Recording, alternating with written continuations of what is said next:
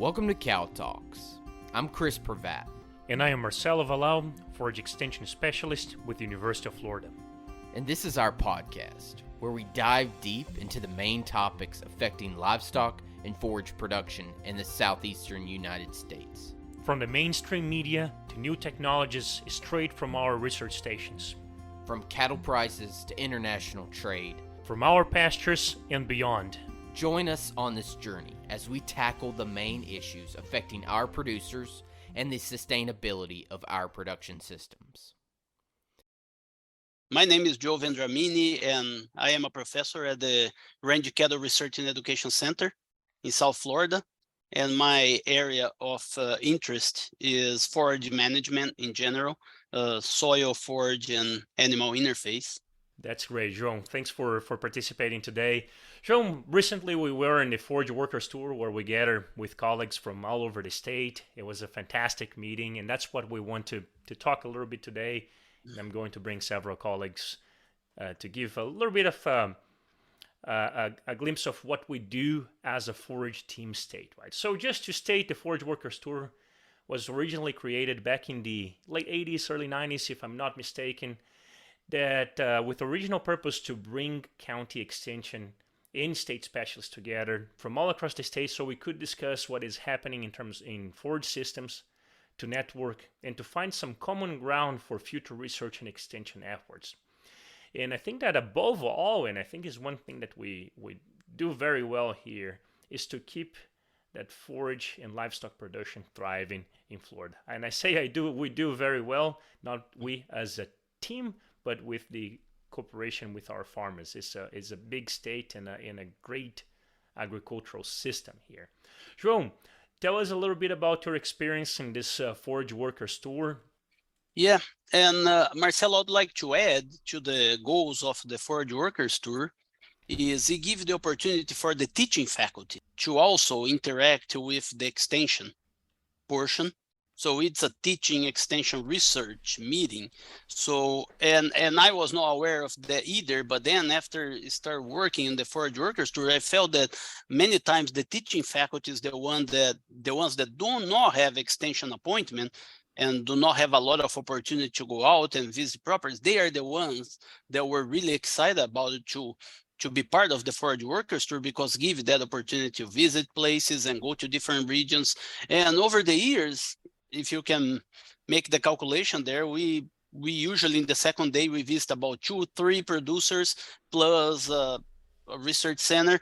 If you have like 5 years, you're gonna visit about 15 different places, right? That may cover the diversity of the state, going from North Florida to South Florida.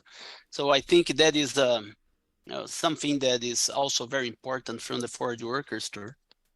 And particularly about the last one that we had, we usually have the Forage Workers Tour in August. It was traditionally done in August, primarily because the teaching faculty had a break in the summer before the fall, and then they would be able to participate in the effort. But this year we decided to move to February, I think, and going to North Florida, it was a great opportunity to see a few things that I don't see here in South Florida, such as much more winter pasture, although we visit few stalkers there. That is also something that is not common in South Florida. But just the fact that we will be able to go out and see like true ryegrass mixture and some clovers and some winter forages, it makes very interesting to us, because although Florida is not a big state, but it's very long, and the ecosystems are very diverse. I think from north to south, conditions are completely different on the climate and soils. And I think that this Forage Workers Tour was great, mainly to explore those differences.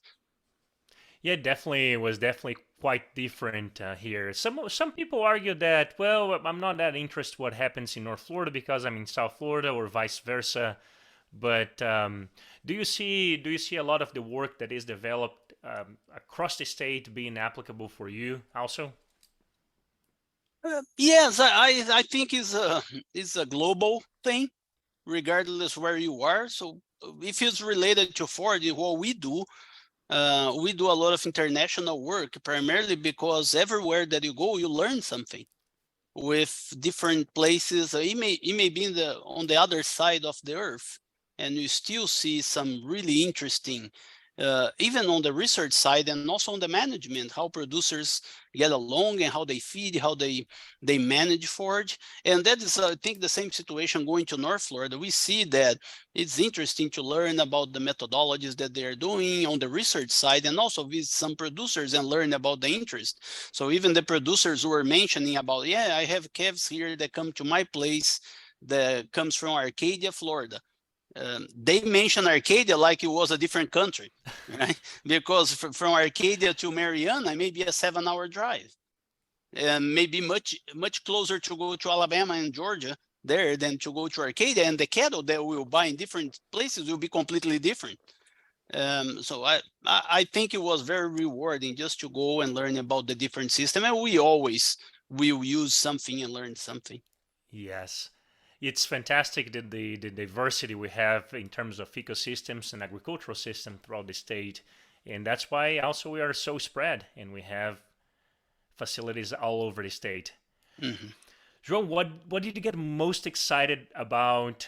And especially because you handled you were gathering information in terms of pasture, forage, animal research that is being conducted across the state and also extension. What did you find? What did you get most excited about that you'd like to share? I believe probably the information that we are collecting regarding the effect of animal primarily grazing on ecosystem services is probably something that will be the most current, right? And that is some work that, again, across the state, we are doing that. Many times probably not applicable to producers right there. It may not be something that they will see the benefit and advantage immediately, but I think it's something that is building up. And most of the people working with forages in different states and in Florida, they are covering that topic. So how our grazing systems and different grazing strategies will impact the carbon sequestration or nitrous oxide emissions or methane production, right?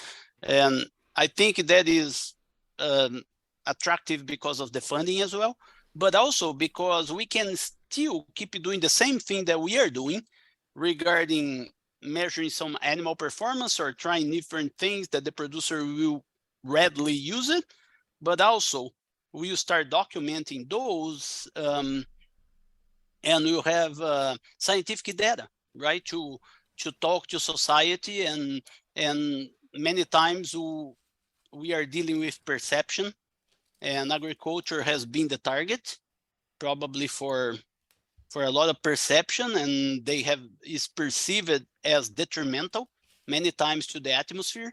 And I think with those kind of research, with the interaction of animals, forages, and pasture, I think we can generate some nice scientific data to verify the facts, right? That's true. So we're addressing local issues with a global perspective. That's the beauty of the team.